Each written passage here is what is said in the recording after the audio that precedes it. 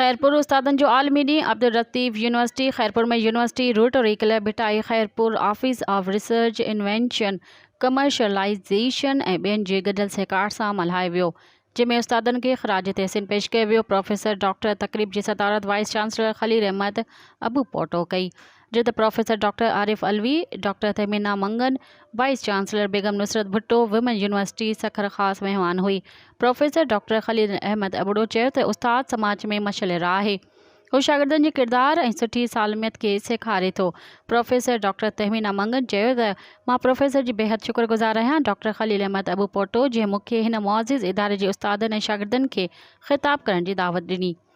Civil society जे कारकुननि नसीर मुराद शेख पिणु अॼोके ॾींहं जी अहमियत ते रोशनी विधी। रोटरी क्लब भट्टी खैरपुर पारां अयाज़ हुसैन महसर जो शुक्रिया अदा कयो। मिस्टर तक़रीब जी कार्रवाई institute of IRG assistant professor Sarfaraz Ali Korejo कई। केक कटण जी तक़रीब पिणु कई वई। मज़ीद ख़बरनि ऐं तफ़सीलात लाइ विज़िट कयो असांजी वेबसाइट www.awamiNewsHD.com ऐं ॾिसंदा रहो अवामी न्यूज़ HD।